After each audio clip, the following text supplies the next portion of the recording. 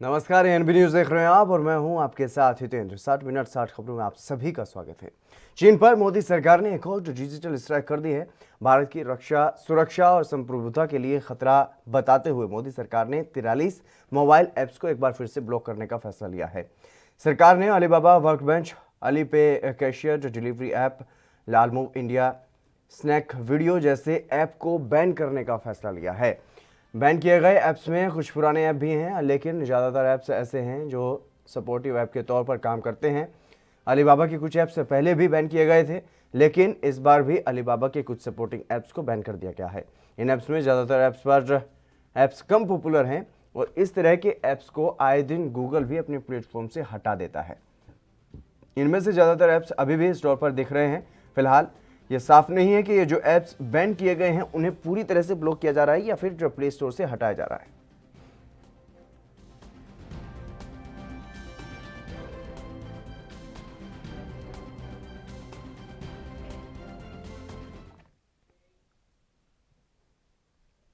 कांग्रेस नेता रणदीप सुरजेवाला बीजेपी सरकार पर जमकर बरसे। उन्होंने यह कहा कि बीजेपी सरकार और आरबीआई के इंटरनल वर्किंग ग्रुप की तरफ से बैंक खोले जाने की अनुमति के फैसले का कांग्रेस कड़ा विरोध करती है।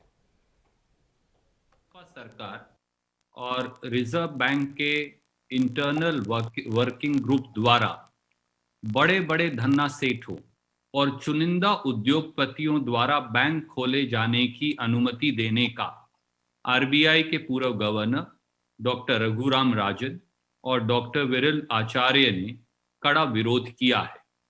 भारतीय राष्ट्रीय कांग्रेस इस प्रपोजल के कड़े विरोध में है और ऐसे किसी कदम को जनहित के लिए घातक मानती है।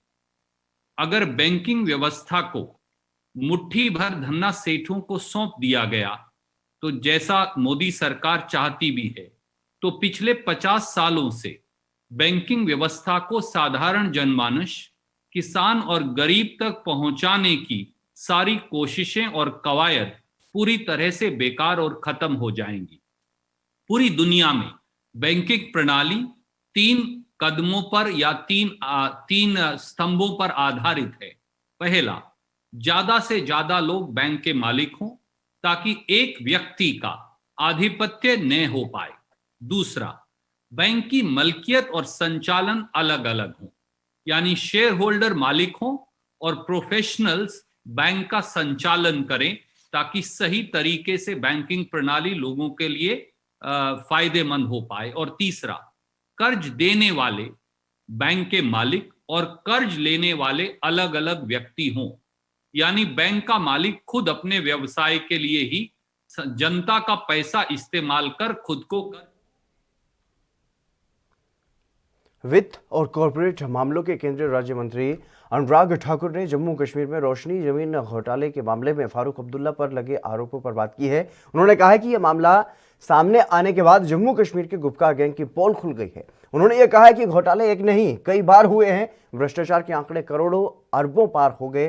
भ्रष्टाचार की रोशनी में रोशन कर अपना आशियाना भूमि पर कब्जा करने वाले अब गुपकार हो गए।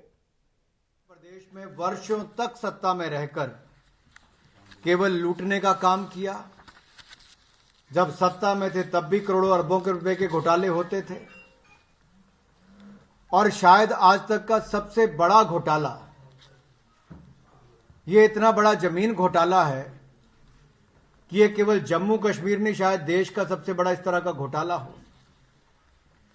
पिछले 30-40 सालों में सरकारी वन जंगलात की भूमि पर कब्जा करने वाले, हड़पने वाले ये कुछ लोगों की गैंग जो लगातार इस राज्य के संसाधनों को भी लूटते रहे और जब वहां से भी मन नहीं भरा लूटने से, तो सरकारी और वन भूमि पर कब्जा कैसे करना है, उसको वैध और अवैध तरीके से अपना कैसे बनाना है, उसके लिए कानून कैसे पारित करने हैं और कानूनों के माध्यम से उस जमीन पर लीगली अपना कब्जा कर लेना है। बड़े संयोजित ढंग से जम्मू कश्मीर लव जिहाद पर अध्यादेश को लेकर यूपी के कैबिनेट मंत्री मोहसिन रजा ने कहा है कि योगी सरकार ने पहले ही कहा था कि अगर जरूरत होगी तो अध्यादेश लाया जाएगा और हमें जरूरत हुई। जिस तरह से धर्म परिवर्तन को लेकर के घटनाएं बढ़ रही थी, बच्चियों का धर्मांतरण करवाया जा रहा था, कोई अपना नाम बदलकर बच्चियों के साथ जोर जबरदस्ती बहलाते फुसलाते थे। ये जनहित का कानून है, इसलिए हमारी बच्चियों की जिंदगी सुरक्षित होगी।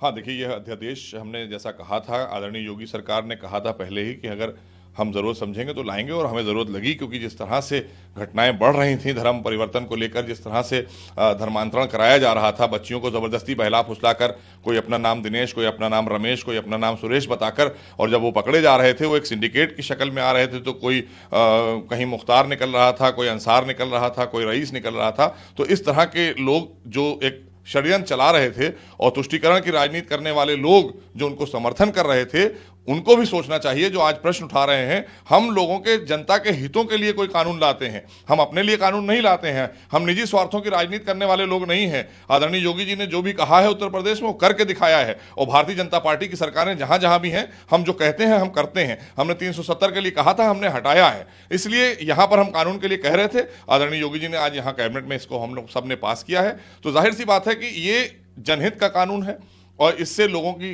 जिंदगियां सुरक्षित होंगी। हमारी बच्चियों की, जिनको बहला फुसला कर लोग शादी कर लिया करते थे और उसके बाद धर्म परिवर्तन करते थे, उनको दबाव बनाते थे कि आप इस्लाम कबूल करिए, कोई निकाह करने की बात करता था। तो इस तरह की जो बातें थीं उन पर विराम लगेगा, और जो लोग इस साजिश में शामिल थे, जो सिंडिकेट चला रहे थे और जो उनकी दुकानें चल रही थी, उनकी दुकानें भी बंद हुई हैं, और जो लोग इस तरह का सिंडिकेट चला रहे थे उनके खिलाफ कड़ाई से निपटने का काम करेगी सरकार। इस कानून के तहत उनको जेल में डालने का काम करेगी। अब हमारे उत्तर प्रदेश में ये सब नहीं चलेगा। इसमें जो 10 साल की सजा होगी इसमें, अगर जबरन आप धर्म परिवर्तन कराएंगे, जबरदस्ती धर्मांतरण कराएंगे, 10 साल की सजा है। और शादी से पहले अगर आप मोहब्बत की शादी कर रहे हैं, करिए, उसमें कोई एतराज नहीं, लेकिन आप जिला अधिकारी को सूचित करेंगे, 2 महीने का नोटिस देना पड़ेगा। और अगर उसके बाद भी कोई बात इस तरह की निकल कर आती है कि आपने षड्यंत्र के तहत किया था, तब भी आपको सजा मिलेगी, तब भी आपको कड़ी सजा झेलना पड़ेगी।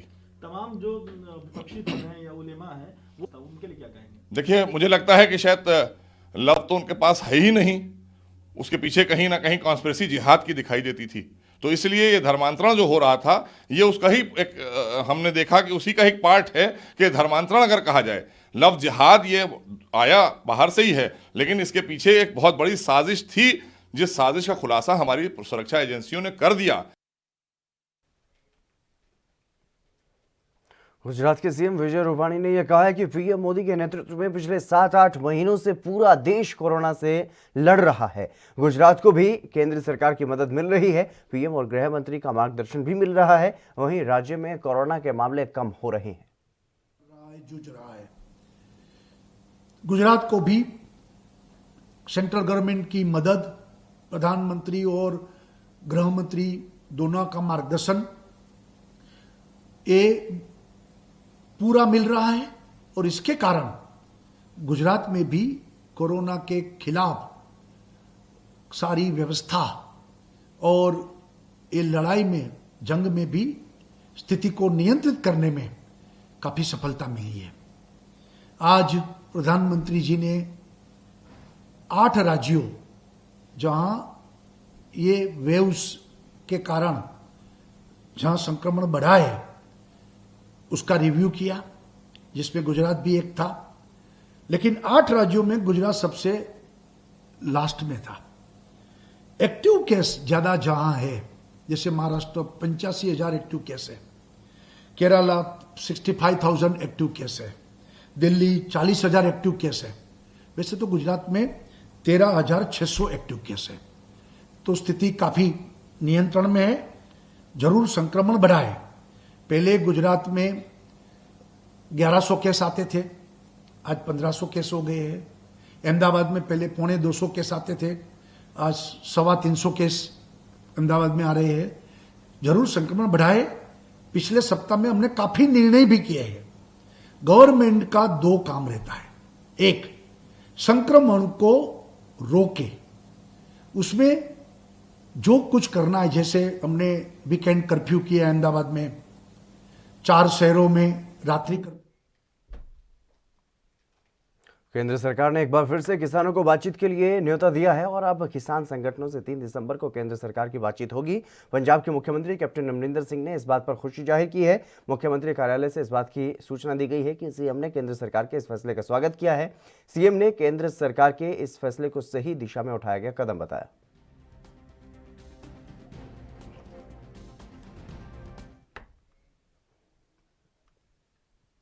पंजाब के फायर ब्रांड नेता और पूर्व कैबिनेट मंत्री नवजोत सिंह सिद्धू को लेकर के कांग्रेस में फिर से हलचल जो है वो शुरू हो गई है और पूरे संकेत हैं कि मुख्यमंत्री कैप्टन अमरिंदर सिंह एक बार फिर से नवजोत सिंह सिद्धू के साथ नई पारी की शुरुआत करने जा रही हैं। कैप्टन ने बुधवार को सिद्धू को लंच पर आमंत्रित किया है और माना यह भी जा रहा है कि सिद्धू की कैप्टन अमरिंदर कैबिनेट में वापसी हो सकती है और ये जानकारी मुख्यमंत्री के मीडिया सलाहकार रवीन ठुकराल ने ट्वीट करके दी है। 2019 के लोकसभा चुनाव के बाद पहला ऐसा मौका होगा जब दोनों नेता एक साथ बैठेंगे।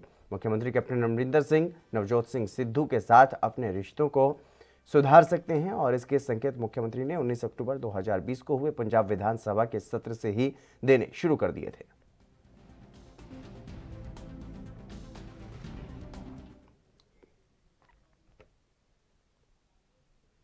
पंजाब हरियाणा के किसानों ने दिल्ली कूच का ऐलान किया, जिसे लेकर हरियाणा सरकार अब कार्रवाई कर रही है। हरियाणा के चरखी दादरी में भी किसान नेताओं को हिरासत में लिया गया है। किसानों को हिरासत में लिए जाने के बाद अब किसानों में गुस्सा बढ़ रहा है और किसान नेताओं के घरों से ही उनको अब उठाया भी जा रहा है ताकि किसान दिल्ली ना पहुंच पाए, जिसको लेकर के पूरे दादरी जिले के किसान इकट्ठे हो गए और सरकार को चेतावनी दी गई। घोर निंदा करते हैं। सरकार जो है हमें दबाना चाहती है, किसान दबाना नहीं चाहता। जितना भी कुछ कर लो सरकार, सारे हथकंडे अपना लो, हम अपना कार्य करते रहेंगे और इसी तरह से लाखों किसानों को जोड़कर दिल्ली कूच करने का पूरा इरादा हम कर चुके हैं। और उसी से पहले रात से ही पुलिस ने हमारे जो प्रदेश अध्यक्ष हैं यूनियन के, उनको नज़रबंद किया हुआ था। साथ ही यहाँ इकट्ठे होते और तमाम उस पर रणनीति पे विचार विमर्श करते, उसे पुलिस ने उनको गिरफ्तार कर लिया। क्या कुछ आज कार्रवाई करने वाले थे जिसको लेकर के आज गिरफ्तारी हुई? हाल ही में जो 3 काले कृषि कानून सरकार ने बनाए हैं, उसके विरोध में सभी किसान संगठन और जो किसान हैं वो एकत्रित होंगे 26 तारीख को, और उसी में इकट्ठा होने के लिए किस प्रकार जाया जाए, किन किन साथियों की क्या जिम्मेवारी रहेंगी, उसी के लिए सब साथी इकट्ठे हुए थे। और चाहे बेशक सरकार अपने कितने होते कंडे अपना ले, ये तानाशाही चलने वाली नहीं है और बड़ी संख्या में किसान दिल्ली में 26 तारीख को जरूर पहुंचेंगे। प्रशासन की इस तरह की कार्रवाई को किस तरह से आप देखते हैं? ये प्रशासन की जो कार्रवाई, ये कोई पहला ऐसा मौका नहीं है। विभिन्न ऐसे मौके रहे हैं जब किसान आंदोलनरत रहे हैं, सरकार अपनी कार्रवाई करती रही है, पर इससे रात्रि को करीब 1:50 के ऊपर हमारे घर के ऊपर पुलिस पहुंची है और वो भी दीवारें फांद के, जो कानूनन गलत है। यानी किसानों का अगर आवाज़ उठाना इतनी गलत है तो देश के अंदर हमारे वोट का अधिकार ख़त्म कर देना चाहिए। अगर हम पाकिस्तानी हैं तो सभी किसानों को पाकिस्तान भेज देना चाहिए।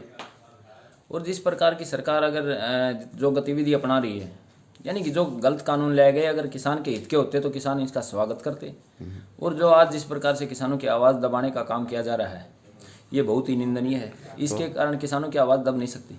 तो अभी क्या कुछ कार्रवाई हो रही है? कोई बात नहीं, पुलिस पकड़ने आई, हम गिरफ्तारियां देंगे। एक के गिरफ्तार होने से हज़ारों तैयार हो रहे हैं जी। तो क्या कुछ आगे का विचार है? आगे की पॉलिसी सभी तैयार है गिरफ्तारी देने के लिए। करीब यहाँ 20-30 आदमी तो संगठन के हैं, इसके अलावा भी जो भी संगठन है और इकट्ठे होंगे। कोर्ट के अंदर भी देखो तैयारी चल रही है कि भी किसान नेता क्यों गिरफ्तार किए जाए।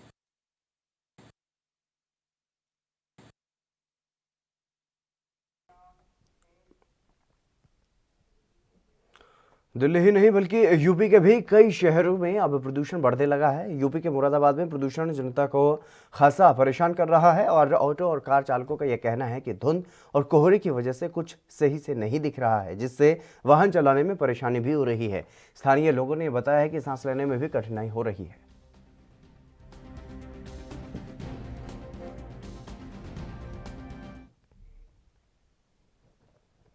हिमाचल प्रदेश के हजारों कर्मचारी जिनकी नियुक्ति मई 2003 के बाद हुई है, उन्हें नाम मात्र की पेंशन मिलती है। हाल ही में सेवानिवृत्त हुए कर्मचारियों को जिनका वेतन 50 से 60 हज़ार रुपये प्रति महीने था, उन्हें सिर्फ 2 से 3 हज़ार रुपये पेंशन मिल रही है। कुल्लू में न्यू पेंशन स्कीम के खिलाफ कर्मचारियों ने विरोध प्रदर्शन किया और कर्मचारियों का यह कहना है कि प्रदेश सरकार नेता, मंत्रियों और सांसदों के लिए पेंशन और भत्तों में बढ़ोतरी करती है, लेकिन सरकारी कर्मचारियों के लिए इसके बिल्कुल उलट। देश में 2 तरह के नियम बिल्कुल गलत हैं।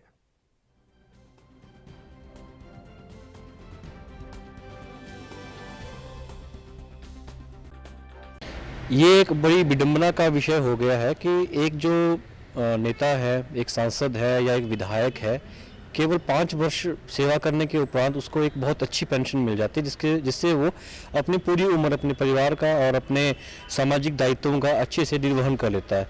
परंतु जो एक सरकारी कर्मचारी है आज की डेट में वो बेचारा 30 साल 35 साल उम्र वर्ष जो है सेवा में लगा के जब सेवानिवृत्त होता है उस तरह तो बिल्कुल असहाय हो जाता है, तो उसको मात्र 2,000-4,000 पेंशन देके वो अपने सामाजिक दायित्वों का और अपने बुढ़ापे में कैसे अपना जीवन यापन कर पाएगा। इसकी डेट में जब 2003 में पुरानी पेंशन बहाल हुई थी तो उस वक्त सरकार ने बताया कि बहुत अच्छा ये NPS जो है बहुत अच्छी है, इससे कर्मचारी जो हमारे कर्मचारी है उनको पेंशन के टाइम पे बहुत अच्छा फाइनेंशियल बेनिफिट होगा। बट जब आज की डेट में प्रैक्टिकली इस चीज़ को देखा जा रहा है तो जो कर्मचारी अपनी 60 साल या 58 ईयर कंप्लीट करके सेवानिवृत्त होता है तो उसको जो आज की डेट में 70-80 हज़ार सैलरी ले रहा है और जो उसको पेंशन। चलिए फिलहाल रुकेंगे एक छोटे से ब्रेक के लिए, जल्द हाजिर होंगे।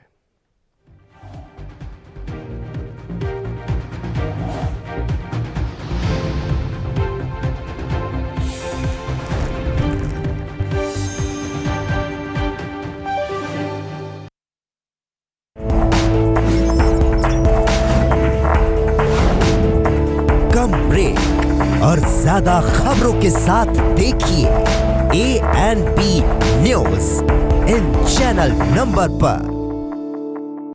सबसे अलग अंदाज, हम बनेंगे आपकी आवाज, सवालों की धार, खबरों की बौछार, सिर्फ मेरे साथ ANP न्यूज पर।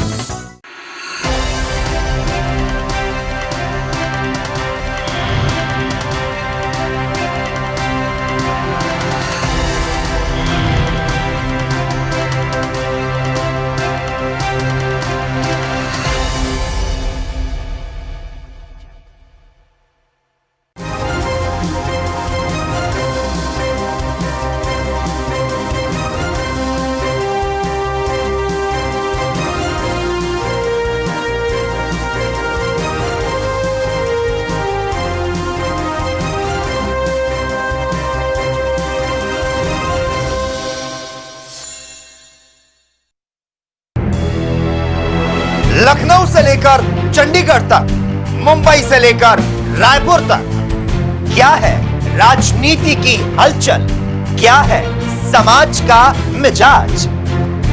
राजधानी लाइव, हमारी नजर, आपका फैसला, हर रोज सुबह 8 बजे सिर्फ ANP न्यूज पर।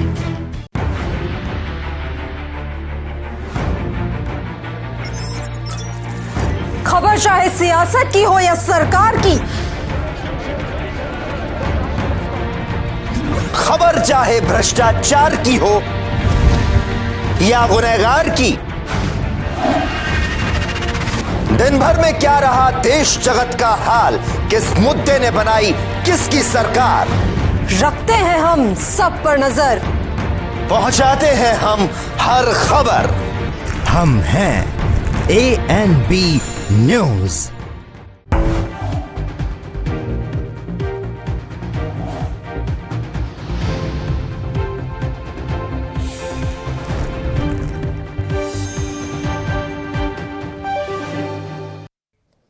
ब्रेक के बाद एक बार फिर से आप सभी का स्वागत है। खबरों में आगे बढ़ेंगे। दिल्ली गाजियाबाद बॉर्डर पर कोरोना की टेस्टिंग वहां पर की जा रही है, क्योंकि लगातार जिस तरीके से दिल्ली में कोरोना के मामले बढ़ रहे हैं और दिल्ली NCR में भी लगातार उसी तरीके से कोरोना के मामले बढ़ रहे हैं, और इसी को ध्यान में रखते हुए अब गाजियाबाद प्रशासन ने यह फैसला लिया है कि दिल्ली गाजियाबाद पर अब लगातार टेस्टिंग को बढ़ाया जा रहा है, ताकि अगर किसी में भी दिल्ली से आने जाने वाले लोगों में अगर कोरोना वायरस के लक्षण दिखाई देते हैं तो उनको वहीं पर जांच की जा सके और वहीं पर पहचाना जा सके, ताकि उनका समय से इलाज जो है करवाया जा सके और उन्हें बचाया जा सके।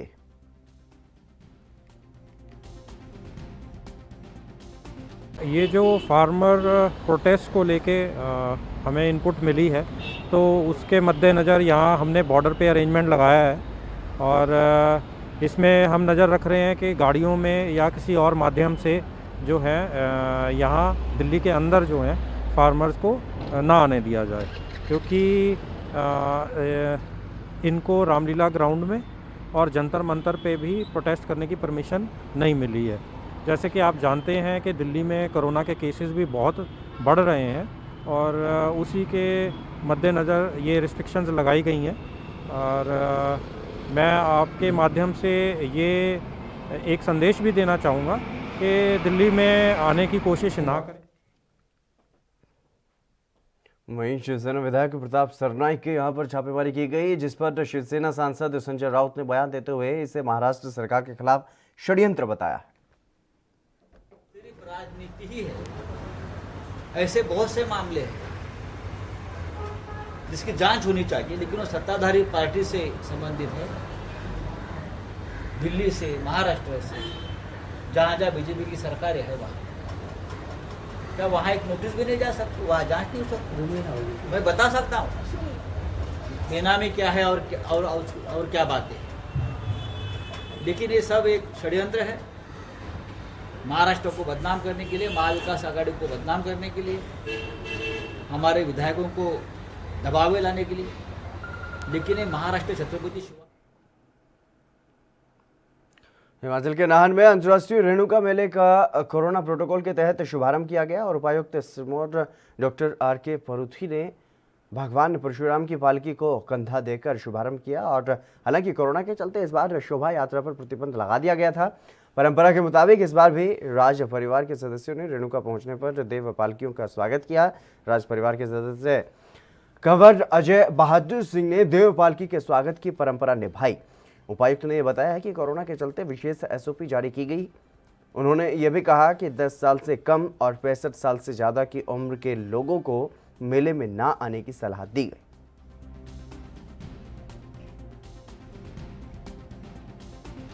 इस बार जो कोविड प्रोटोकॉल है जिसके अनुसार मास्क लगाना जरूरी है, सोशल डिस्टेंसिंग जरूरी है और बार बार हाथ धोना जरूरी है, क्योंकि जिस हिसाब से कोरोना का संक्रमण देश प्रदेश में बढ़ता जा रहा है, इसमें जो हमारे रिचुअल्स और रीति रिवाज हैं उस पर थोड़ा हमें कट लगाना पड़ रहा है। जो मिनिमम इसमें हो सकता है, जो रीति रिवाज हैं जिसका अनुपालना सुनिश्चित की जा सकती है उसका। हरियाणा में हिसार नगर निगम के सीनियर डिप्टी मेयर और डिप्टी मेयर को चुन लिया गया है। उपायुक्त कार्यालय स्थित जिला सभागार में सीनियर डिप्टी मेयर और डिप्टी मेयर का चुनाव संपन्न करवाया गया। चुनाव में सर्वसम्मति से बीजेपी के अनिल सैनी को सीनियर डिप्टी मेयर और जयवीर गुर्जर को डिप्टी मेयर चुना गया। दोनों के नाम पर किसी भी पार्षद ने आपत्ति नहीं जताई। वहीं सभी पार्षद लघु सचिवालय पहुंचे और उनके साथ हरियाणा विधानसभा के डिप्टी स्पीकर रणवीर डंगवा, विधायक डॉक्टर कमल गुप्ता और मेयर गौतम सरदाना भी वहां पर मौजूद रहे।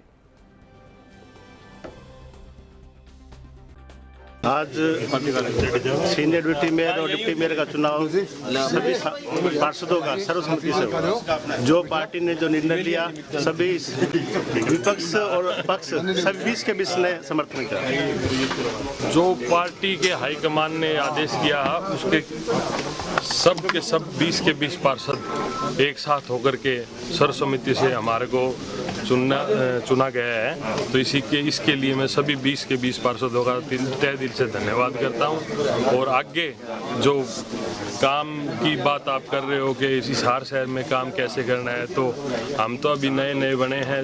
हमारे सीनियर हैं जुनेजा साहब और मेयर साहब हैं, इनको साथ लेकर के और सारे सीनियर मेयर डिप्टी मेयर हम साथ एकजुट होकर के बैठ करके। हिसार में आप लंबे समय से रह रहे हैं, कुछ आपको समस्याएं नजर आती होंगी, ट्रैफिक व्यवस्था है, बहुत सारी चीजें हैं। हाँ जी, कुछ ऐसी प्राथमिकताएं जो रहेंगी आपकी जो आप चाहेंगे कि ये सुधरे? प्राथमिकताएं तो अभी जैसे कोई सीवरेज व्यवस्था ज़्यादा अपनी दुरुस्त नहीं है, ठप है, तो उसके बारे में बात करेंगे मेयर साहब से मिल करके। पानी की समस्या है। दिल से धन्यवाद करता हूं जिन्होंने सीनियर डिप्टी मेयर और डिप्टी मेयर का चुनाव सहमति से किया। माननीय अनिल सैनी जी को सीनियर डिप्टी मेयर और जयवीर गुर्जर जी को डिप्टी मेयर बनाया। तहे दिल से सभी 20 के 20 साथियों का मैं धन्यवाद करता हूं। और शहर की विकास की पहले भी हम लगे हुए थे सारे 20 के 20 पार्षद साथी भी, विधायक जी भी, हमारे गंगवा जी भी और माननीय विधायक बरवाड़ा से जोगीराम जी भी, सभी का तहे दिल से धन्यवाद है। और सभी पूरे हिसार नगर निगम क्षेत्र को विकास के लिए हमेशा तैयार हैं और हमेशा हमारे काफ़ी प्रोजेक्ट चल भी रहे हैं और सभी हिसार वासियों से मैं धन्यवाद भी करता हूं और सभी का कोई सहयोग और प्यार।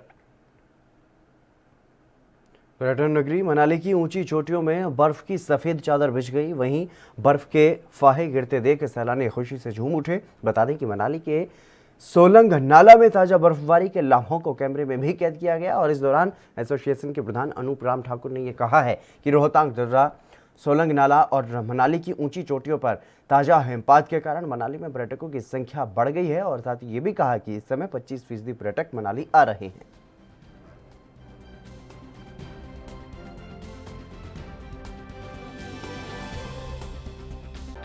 बहुत अच्छा लग रहा है। हमने तो कभी बर्फ़ देखी नहीं थी। हम यही देखने के लिए आए थे कि बर्फ़ में कैसा लग रहा है और बहुत अच्छा लगा। यहाँ पे रात को स्नो मिल गई हमें, यहाँ पे बहुत मज़ा आ रहा है। हमने अभी यहाँ पे खूब सारी फोटो। कोविड-19 के प्रकोप को देखते हुए उत्तर प्रदेश सरकार ने गाइडलाइन जारी की है। सभी जनपदों के आला अधिकारी और जनप्रतिनिधियों को भी सख्त आदेश दिए गए हैं, लेकिन बीजेपी विधायक ही कोविड-19 के प्रोटोकॉल का उल्लंघन कर रहे हैं। दर्जनों समर्थकों के साथ विधायक गोरखनाथ बाबा ने 14 कोसी परिक्रमा की है और उन्होंने ये कहा है कि अयोध्या पर प्रभु राम की कृपा है। विधायक जी खुद सब कुछ भूले हुए दिखाई दिए, लेकिन दूसरों को ज्ञान जरूर दे गए।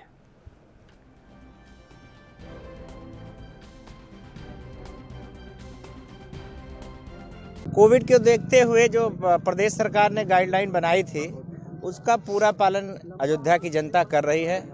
जगह जगह पर शासन प्रशासन का जो सहयोग मिल रहा है वो बहुत अच्छा है और लोगों में इस बार कोरोना काल में भी जो भीड़ निकल के आई है तो ये बहुत अच्छी बात है। लोगों से बिना आग्रह है कि जो 2 गज दूरी मास्क है जरूरी, जो सरकार की गाइडलाइन है। रुड़की के गंगनहर थाना क्षेत्र के मछली बाजार में 2 पक्षों में खूनी संघर्ष देखने को मिला है, जहां आधा दर्जन दबंगों ने शोरूम में घुसकर दूसरे पक्ष पर धारदार हथियारों से हमला कर दिया।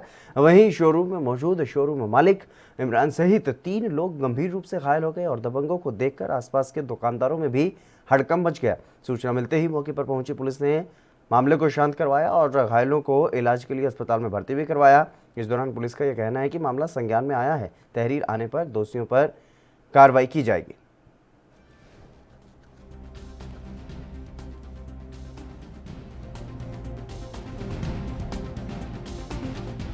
लेन देन पे ये मामला हुआ और जैसे हम वहाँ बीच में पहुँचे तो हमने जो है इनका मामला जो है थोड़ा सा बातचीत कराई तो उन्होंने जो आपस में बातचीत करके मामला सुलझा के हम चले गए दुकान पे। उसके बाद इनमें क्या बात हुई क्या नहीं हुई, उसके बाद ही जो है काफ़ी सारे जने जो हैं कोई चाकू लेके, कोई छुरी लेके और कोई क्या नाम ले जो है तलवार लेके जो है वो आया और उन्होंने इनकी दुकान पे हमला कर दिया। और हमले में जो है बीच बचाव के लिए मैं भी आया, मैं भी बच गया बल्कि, और जो आसपास खड़े थे वो लोग काफ़ी लोगों ने आके जो है बीच बचाव कराने की बहुत कोशिश की, लेकिन मामला बढ़ता चला गया। इतना बढ़ा के इसमें 4-5 जनों के जो है तुरंत हमारे आदमियों को भी चोट लगी। यूपी के झांसी में गाड़ी खड़ी करने को लेकर के 2 पक्षों में जमकर मारपीट हुई। दबंगों ने घर में घुसकर परिवार वालों के साथ मारपीट की और साथ ही घर में रखा सारा सामान भी तोड़ दिया गया। वहीं मारपीट की घटना घर में लगी सीसीटीवी में कैद हो गई। सूचना मिलते ही पुलिस मौके पर पहुंची, लेकिन तब तक आरोपी वहां से फरार हो चुके थे। पूरी घटना सिपरी बाजार थाना क्षेत्र की बताई जा रही है। दीनदयाल नगर की ये घटना है, जहां पर फिलहाल पुलिस ने बदमाशों के खिलाफ मामला दर्ज कर लिया है और सीसीटीवी की मदद से 6 बदमाशों को गिरफ्तार भी कर लिया गया। अन्य बदमाशों की तलाश में पुलिस जुटी हुई है।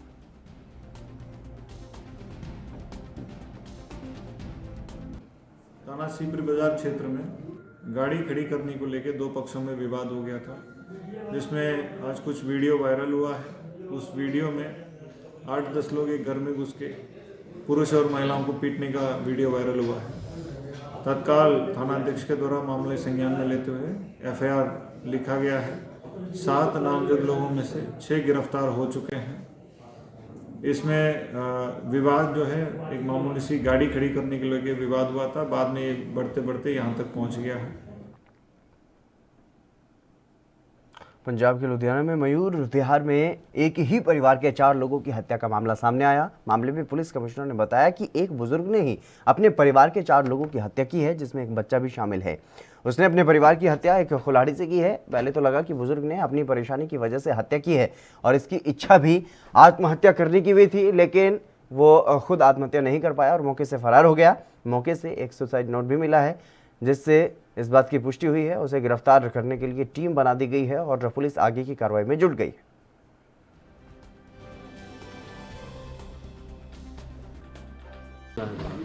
इसमें एक अपना घर में जो बुजुर्ग रहता था, उसी ने अपने घर के 4 मेंबर्स का मर्डर किया है, जिसमें एक 13 साल का बच्चा है और कुल्हाड़ी से उनको मारा है।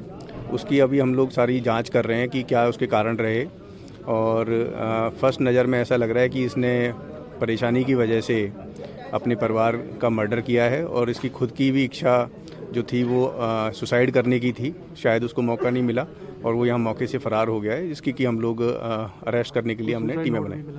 सुसाइड नोट भी एक मौके से मिला है। उसमें यही लिखा है कि मैं जो मेरी जो जिसका मर्डर किया है, जो इसकी नूंह थी, उसके कुछ पारिवारिक परेशानी की वजह से ये परेशान रहता था परिवार, और उस वजह से सारे परिवार का मर्डर कर रहा है। तो ये मौके पे भाग गया या गाड़ी आगे इसने कहीं एक्सीडेंट किया है? या मौके से जब ये गाड़ी से भागा था तो इसकी गाड़ी का एक्सीडेंट हो गया था और इसके में फिर आग भी लगी थी गाड़ी में। उसके बाद ये पैदल ही भागा है, जिसको अरेस्ट करने के लिए पुलिस की टीमें। राजस्थान में कोरोना का कहर लगातार बढ़ता जा रहा है। स्वास्थ्य विभाग के मुताबिक राज्य में 3,314 नए मामले सामने आए हैं और 19 लोगों की मौत हुई है। वहीं 2,214 मरीज रिकवर भी हुए हैं और राज्य में लगातार मरीजों की संख्या में इजाफा हो रहा है। राज्य में अब तक 2,50,482 लोग कोरोना से संक्रमित हो चुके हैं, जिनमें से 2,23,085 मरीज ठीक भी हुए हैं। राज्य में 25,197 सक्रिय मामले हैं, जिनमें से 2,200 लोगों की मौत भी हो चुकी है।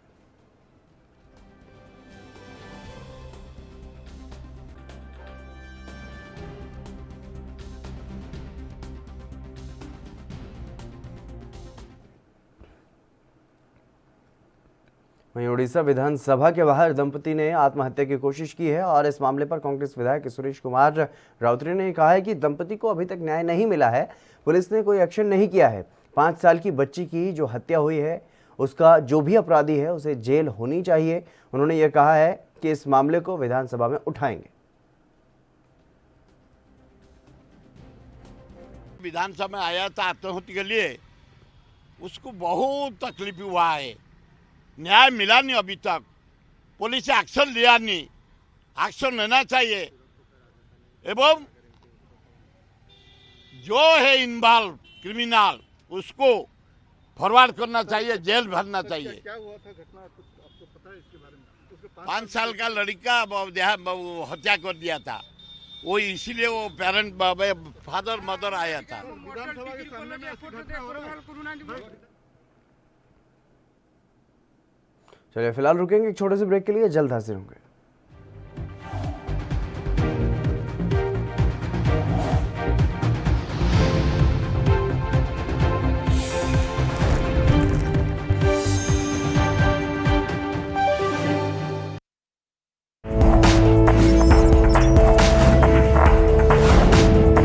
कम ब्रेक और ज्यादा खबरों के साथ देखिए ANP news in channel number पर। सबसे अलग अंदाज, हम बनेंगे आपकी आवाज। सवालों की धार, खबरों की बौछार, सिर्फ मेरे साथ ANP न्यूज पर।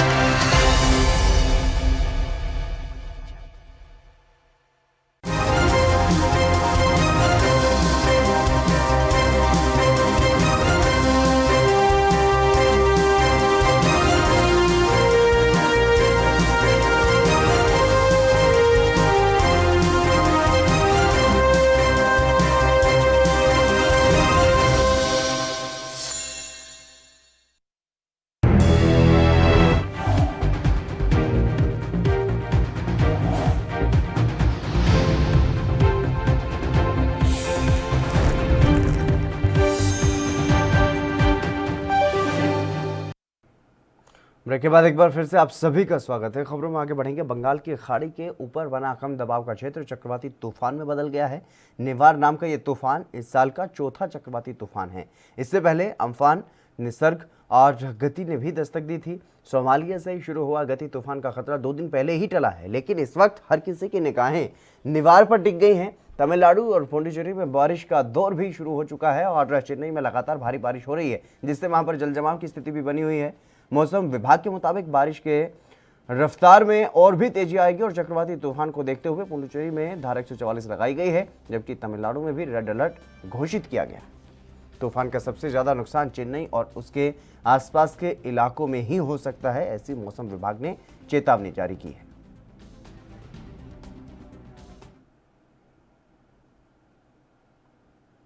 यूपी के अलीगढ़ में थाना गांधी पार्क में एक शादी समारोह में विवाह का मामला सामने आया है, जहां पर खाने को लेकर के 2 पक्ष आपस में भिड़ गए। ये विवाद मारपीट में बदल गया। सूचना पर जब पुलिस वहां पर पहुंची तो पुलिसकर्मियों के साथ भी वहां पर अभद्रता की गई और मारपीट के दौरान थाना अध्यक्ष और चौकी इंचार्ज को भी चोट लगी। पुलिसकर्मियों की वर्दी फाड़ दी गई। ये घटना सीसीटीवी में भी कैद हुई और 2 आरोपियों को पुलिस ने हिरासत में लिया, लेकिन बीजेपी विधायक ने दोनों आरोपियों को छुड़वा लिया।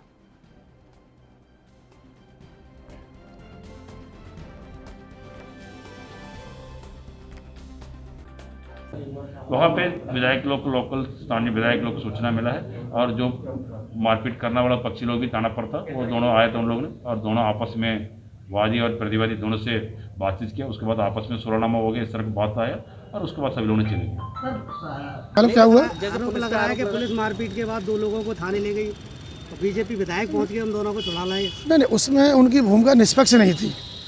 जो दरोगा है, संजीव मौर्य दरोगा है कोई, उनकी भूमिका निष्पक्ष नहीं थी।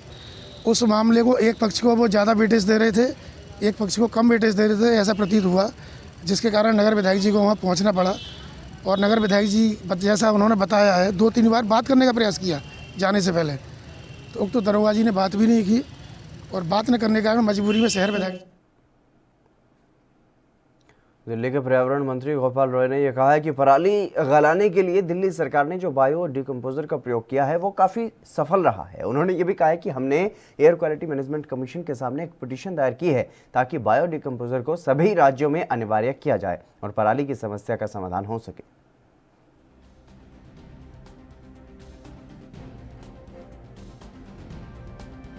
पराली लगभग 90 से 95% गल करके खाद में तब्दील हो गई।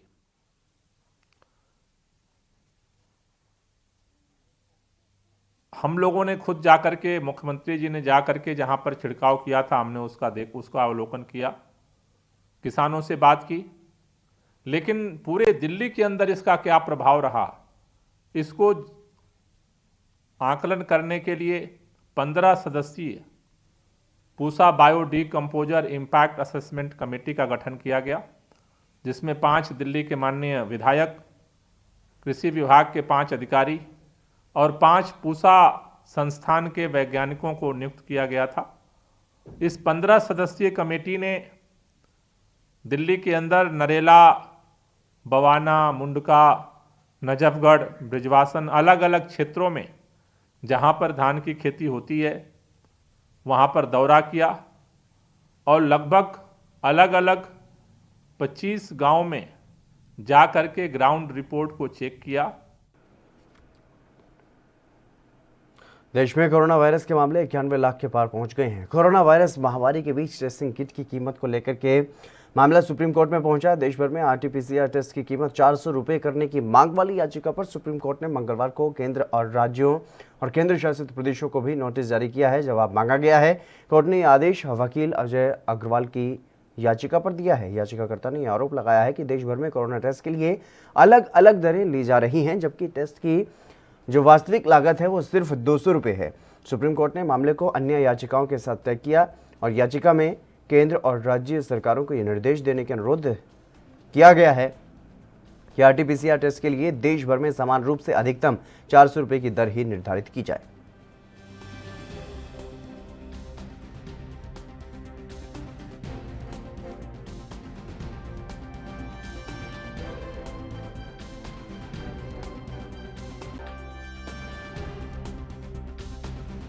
से देश भर में कोरोना की जो जांच होती है उसको लेकर के अलग अलग राज्यों में अलग अलग वहां पर कीमत निर्धारित की गई है और इसी को लेकर के एक याचिका सुप्रीम कोर्ट में लगाई गई जिसमें यह कहा गया कि इसकी जो वास्तविक कीमत है, जो वास्तविक लागत है वो सिर्फ 200 रुपये है और इसको देश भर में सभी जगहों पर अधिकतम 400 रुपये किया जाना चाहिए। और इसी को ध्यान में रखते हुए सुप्रीम कोर्ट ने केंद्र, राज्य सरकारें और सभी केंद्र शासित प्रदेश की सरकारों को भी इस बारे में नोटिस जारी किया है, उनसे जवाब मांगा गया है।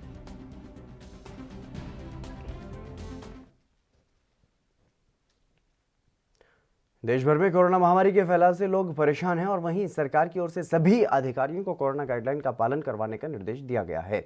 बावजूद इसके रोडवेज प्रशासन सरकार के इन दिशा निर्देशों को कोई तवज्जो नहीं दे रहा है। बस अड्डा परिसर पर यात्रियों से लेकर के चालक परिचालक सभी बिना मास्क दिखाई दिए और एक ऐसा ही ताज़ा मामला यूपी के मेरठ से सामने आया है, जहां पर बस अड्डे पर यात्रियों के बैठने की जगह पर भी सामाजिक दूरी की गाइडलाइन का पालन नहीं हो रहा है।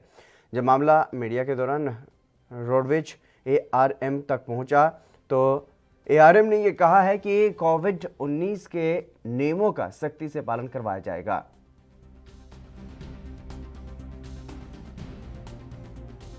परिवहन निगम मुख्यालय की तरफ से इस कोरोना काल के दृष्टिगत एक SOP जारी की गई है जो काफ़ी पहले जारी हो गई थी।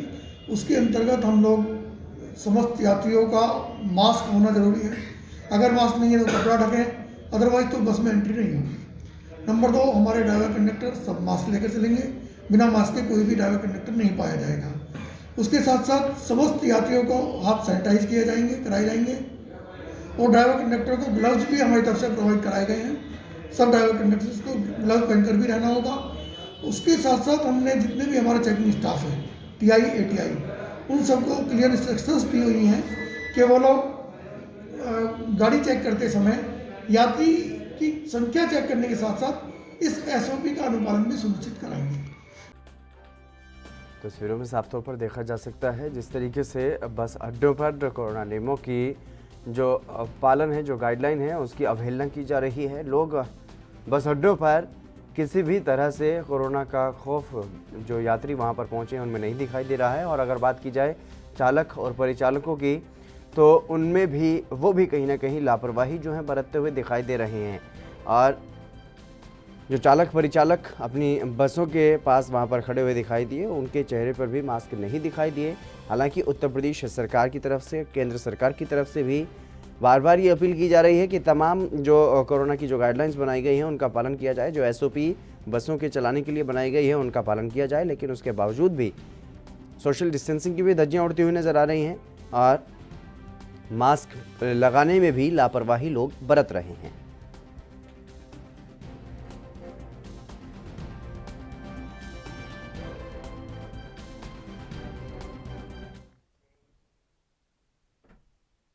चलिए फिलहाल यहाँ पर रुकेंगे एक छोटे से ब्रेक के लिए, जल्द हाजिर होंगे।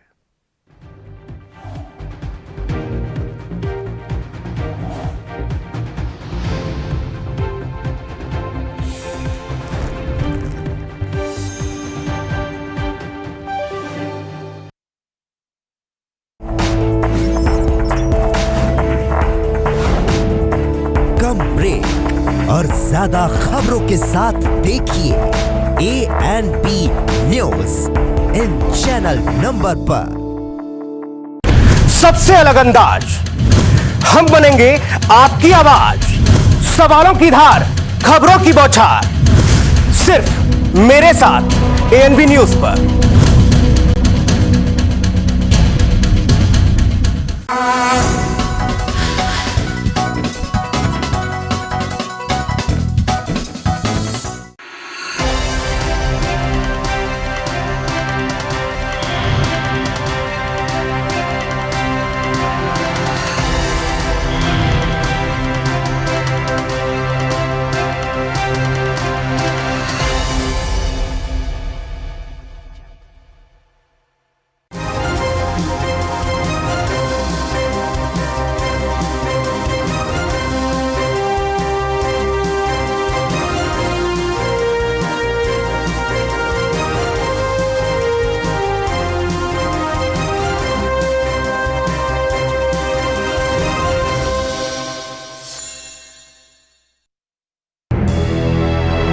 लखनऊ से लेकर चंडीगढ़ तक, मुंबई से लेकर रायपुर तक, क्या है राजनीति की हलचल, क्या है समाज का मिजाज। राजधानी लाइव, हमारी नजर, आपका फैसला, हर रोज सुबह 8 बजे सिर्फ ANP न्यूज पर।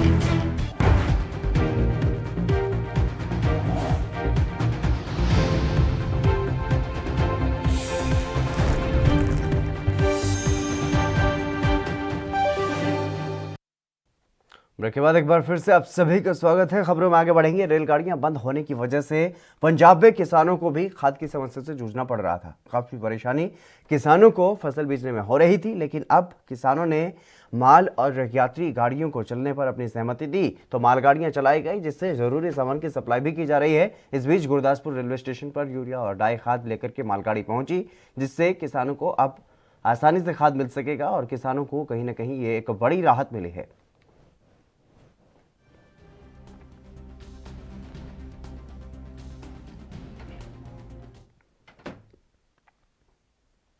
फतेहाबाद के हुड्डा सेक्टर 8 में व्यक्ति का कंबल में लिपटा हुआ शव मिला है और वहीं शव मिलने से पूरे इलाके में हड़कंप मच गया। बता दें कि व्यक्ति के सिर को पॉलिथीन से बांधा गया था और शव को कंबल में बांध करके खेतों में फेंक दिया गया था। सूचना मिलते ही मौके पर पहुंची पुलिस ने शव को कब्जे में लेकर पोस्टमार्टम के लिए भिजवाया और पुलिस के मुताबिक व्यक्ति के मुंह और शरीर पर जगह जगह चोट के निशान भी पाए गए हैं। इस दौरान डीएसपी दिलजीत बेनीवाल ने यह बताया है कि व्यक्ति की धारदार हथियार से वार करके उसकी हत्या की गई है और फिलहाल पुलिस ने मामला दर्ज कर लिया है और आगे की तफ्तीश में जुट गई है।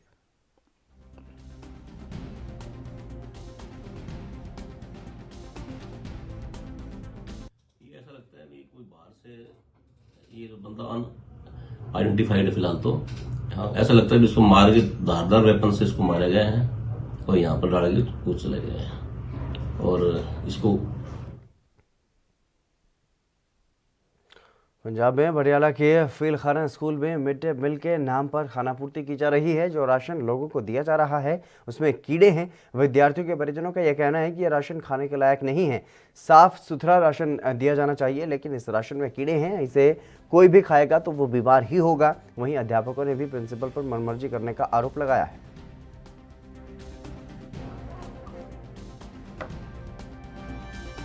ਉਹਨਾਂ ਨੂੰ ਕੋਈ ਵੀ ਜਾਣਕਾਰੀ ਉਹ ਸਾਂਝੀ ਨਹੀਂ ਕਰਦੇ। ਜੋ ਹੋ ਰਿਹਾ ਹੈ ਸਿਰਫ ਉਹ ਜੋ ਤੁਸੀਂ ਪੁੱਛਿਆ ਸੀ ਸਵਾਲ ਪਹਿਲਾਂ ਵੀ ਪ੍ਰਿੰਸੀਪਲ ਬਾਰੇ ਤੁਸੀਂ ਕੀ ਕਹਿਣਾ ਚਾਹੋਗੇ, ਜੋ ਪਤਾ ਹੈ ਉਹ ਪ੍ਰਿੰਸੀਪਲ ਸਾਹਿਬ ਨੂੰ ਹੀ ਪਤਾ ਹੈ। ਸਾਡੇ ਸਾਰੇ ਅਧਿਆਪਕ ਅਸੀਂ ਇਕੱਠੇ ਆ।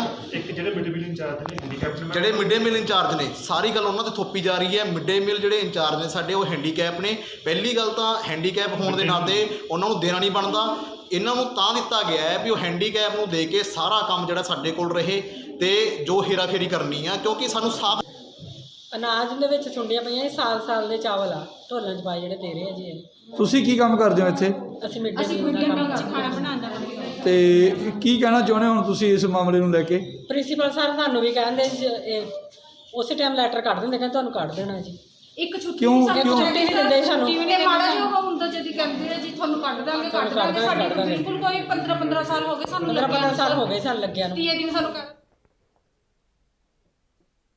पुलिस के कई चेहरे आपने देखे होंगे, क्रूरता वाले भी, दयालुता वाले भी, और यूपी के मेरठ में भी पुलिस का एक इसी तरीके का एक अलग किरदार जो है वहां पर नजर आया है। जहां कमिश्नरी चौपले पर एक कुत्ता जो कि पुलिस का वफादार बताया जा रहा है और कमिश्नरी चौपले पे ही वो वहां रहता है, जो सर्दी में अकड़ रहा था, लेकिन जब ड्यूटी पर तैनात पुलिसकर्मियों ने उसे देखा तो उसकी जान बचाने की कोशिश में लग गए।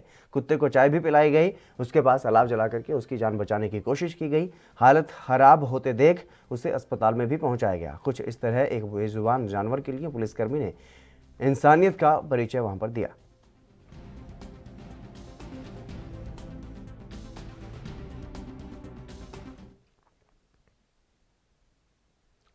हरियाणा के अंबाला में स्वास्थ्य विभाग की टीम ने कोरोना के खिलाफ अभियान चलाया और टीम ने दूसरे राज्यों से आने वाले लोगों की जांच भी शुरू कर दी है। जो भी बस दूसरे राज्यों से आ रही थी उसमें सवार सभी सवारियों का कोरोना टेस्ट वहां पर किया गया और मेडिकल ऑफिसर डॉक्टर योगिता ने ये बताया है कि लगातार वहां पर जांच की जा रही है ताकि कोरोना को फैलने से रोका जा सके। के द्वारा अपने स्टाफ द्वारा ये कैंप लगवाया जा रहा है। डेली पुलिस की हेल्प के द्वारा हम ये बसेस रोक के अपना सैम्पलिंग कर रहे हैं। कल भी हमने ये सैम्पलिंग की 101 सैम्पलिंग की कल हमारे द्वारा, ताकि इंटर स्टेट को इन्फेक्शन ना हो। तो जब तक ये CMO के अपना ऊपर हायर अथॉरिटीज़ के ऑर्डर्स रहेंगे हम ये camp. Suitable boy web series को लेकर मध्य प्रदेश के रीवा में 2 दिन से हंगामा शुरू है। और बता दें कि वेब सीरीज में मध्य प्रदेश के महेश्वर शिव मंदिर में किसिंग सीन दिखाया गया है, जिसको लेकर के बीजेपी युवा मोर्चा के राष्ट्रीय मंत्री गौरव तिवारी ने 2 दिन पहले रीवा SP को एक ज्ञापन सौंपा और नेटफ्लिक्स के खिलाफ कार्रवाई करने की मांग की गई। बता दें कि वेब सीरीज के खिलाफ रीवा में पुतला भी दहन किया गया और इस दौरान मांग की गई कि वेब सीरीज के निर्माता नेटफ्लिक्स के ऊपर मामला पंजीबद्ध करके नेटफ्लिक्स से a suitable boy web series को हटवाया जाए, जबकि नेटफ्लिक्स के VP कॉन्टैक्ट मोनिका शेरगिल और डायरेक्टर अंबिका खुराना के ऊपर रीवा की सिविल लाइन थाना में मामला पंजीबद्ध करके FIR दर्ज कर ली गई है। हंगामे के बाद दूसरी ओर मध्य प्रदेश सरकार की तरफ से ये निर्णय लिया गया है कि महेश्वर के शिव मंदिर में अब जो भी फिल्म की शूटिंग होगी वो सरकारी कैमरे में भी रिकॉर्ड की जाएगी। पुतला दहन नेटफ्लिक्स का है। आप लोगों को जानकारी में होगा कि आज एक FIR भी रीवा में हुई है नेटफ्लिक्स के विरुद्ध। भारतीय जनता युवा मोर्चा के राष्ट्रीय मंत्री गौरव तिवारी जी ने 2 दिन पूर्व इसकी शिकायत रीवा में SP महोदय को दी थी। और नेटफ्लिक्स की जो वेब सीरीज है ए सुटेबल बॉय, उसके अंदर हमारे मध्य प्रदेश के शिव मंदिर, जो महेश्वर में हमारा शिव मंदिर है, उसमें एक फिल्म शूट की गई। उस फिल्म शूट के जो दृश्य हैं वो निश्चित रूप से आपत्तिजनक है, सनातन धर्म को अपमानित करने वाले हैं कि एक बैकग्राउंड में म्यूजिक जो चल रहा है भजन का, उसमें और मंदिर परिसर के अंदर अश्लीलता पूर्वक जो दृश्य फिल्मांकन किए गए हैं, वो सारे दृश्य को देख करके जिस तरह से समाज आज आक्रोशित है, उसके विरुद्ध यह एक पुतला दहन है। मध्य प्रदेश की सरकार ने और मध्य प्रदेश के गृह मंत्री महोदय ने उसके खिलाफ कार्रवाई के आश्वासन दिए हैं और कार्रवाई शुरू भी हो गई है। एक सीरीज़ जो कई दिनों से नेटफ्लिक्स पर चल रही, जिसका नाम है सुटेबल बॉय, उसके दूसरे एपिसोड में 3 जगह ऐसे स्थानों पर किसिंग सीन्स दर्शाए गए हैं जो बिल्कुल भी सहनीय नहीं है। मंदिर में भगवान शिवलिंग के सामने और मंदिर प्रांगण में जहाँ पे भजन चल रहा है उस समय ये सीन को दर्शाए गए हैं। और हमने मांग की है SP साहब से कि इसको तुरंत हटाया जाए और इनके जो मार्केटिंग के नेटफ्लिक्स के जो VP कंटेंट हैं मोनिका शेरगिल और डायरेक्टर। यूपी के हमीरपुर में खेत में पानी लगाने को लेकर के 2 गुटों में झड़प हो गई और झड़प को देखते हुए ग्रामीणों ने पुलिस को सूचना दी। सूचना मिलते ही मौके पर पुलिस पहुंची, लेकिन पुलिस के आने के बाद भी दोनों गुटों पर कोई असर नहीं हुआ, जिसका वीडियो वायरल हो रहा है। वीडियो वायरल होने के बाद पुलिस मामले की जांच अब कर रही है।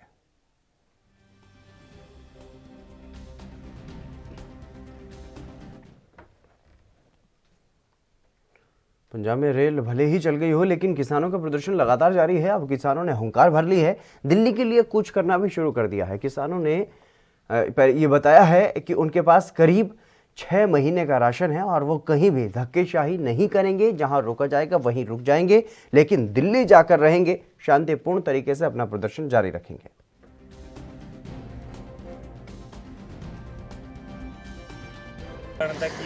ਅਸੀਂ ਆਨੇ ਜੀ ਆਰਾਮ ਨਾਲ ਜਾਵਾਂਗੇ, ਫਿਰ ਇੱਕ ਦਾ ਪੜਾ ਰਾਜ ਕਰ ਲਾਂਗੇ। ਇਸ ਕਰਕੇ ਵੀ ਹੌਲੀ ਹੌਲੀ ਬੰਦੇ ਇਕੱਠੇ ਹੋ ਜਾਣਗੇ, ਸਾਰੇ ਕੰਮ ਦਾ ਟਾਈਮ ਹੈ, ਫਿਰ ਉੱਥੇ ਇਕੱਠੇ ਹੋ ਜਾਣਗੇ ਹੌਲੀ ਹੌਲੀ। ਜਿਹੜੀ ਆਪਣੀ ਤਿਆਰੀਆਂ ਕਿਹੋ ਜੀਆਂ, ਰਾਸ਼ਨ ਕਿੰਨੇ ਮਹੀਨਿਆਂ ਦਾ ਤੁਸੀਂ ਲੈ ਕੇ ਚੱਲੇ ਹੋ, ਕਿਹੋ ਜਿਹੀ ਜਿਹੜੀਆਂ ਤਿਆਰੀਆਂ ਕਰਕੇ ਜਾਂਦੇ? ਵੈਸੇ ਤਾਂ ਜੀ ਅਸੀਂ ਪੰਜਾਬੀਆਂ, ਸਾਡੇ ਕੋਲੇ ਰਾਸ਼ਨ ਮੁੱਕਦਾ ਨਹੀਂ, ਪਰ ਸਾਡੇ ਕੋਲੇ ਘੱਟੋ ਘੱਟ 6 ਮਹੀਨੇ ਦਾ ਰਾਸ਼ਨ ਹੈ। ਦਵਾਈਆਂ ਬੂਟੀਆਂ, ਆਪਦੇ ਲੀੜੇ ਕੱਪੜੇ, ਸਾਰਾ ਕੁਝ ਸਾਡੇ ਕੋਲੇ 6 ਮਹੀਨੇ। यूपी के खासगंज जनपद के थाना सिढ़पुरा पुलिस ने अवैध शस्त्र फैक्ट्री का भंडाफोड़ वहां पर किया है और मौके से 2 अभियुक्तों को गिरफ्तार किया गया है।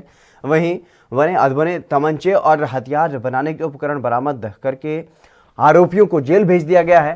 आपको बता दें कि क्षेत्राधिकारी पटियाली गवेंद्रपाल गौतम ने मामले का खुलासा करते हुए बताया है कि सिढ़पुरा थाना प्रभारी सत्येंद्र पाल सिंह ने पुलिस टीम के साथ थाना सिढ़पुरा क्षेत्र में अमापुर रोड पर बंद पड़े ईंट भट्टे के पीछे अवैध रूप से चल रही शस्त्र फैक्ट्री का भंडाफोड़ किया है। आज सुबह मुखबिर की सूचना पर एसओ सिडपुरा द्वारा अमापुर रोड पर बंद पड़े ईंट भट्टे के पीछे से झाड़ियों में शस्त्र बनाने की एक फैक्ट्री पकड़ी गई है, जिसमें 2 तमंचे 315 बोर, 2 तमंचे 12 बोर एवं कई अधबने तमंचे एवं शस्त्र बनाने के उपकरण पकड़े गए हैं तथा मौके से जय कुमार पुत्र श्रीराम निवासी सरसई थाना अमापुर तथा मोहम्मद हासिम पुत्र मस्कूर ग्राम कमालपुर थाना अमापुर को चलिए फिलहाल मेरे साथ खबरों में बस इतना ही। दीजिए इजाजत। नमस्कार।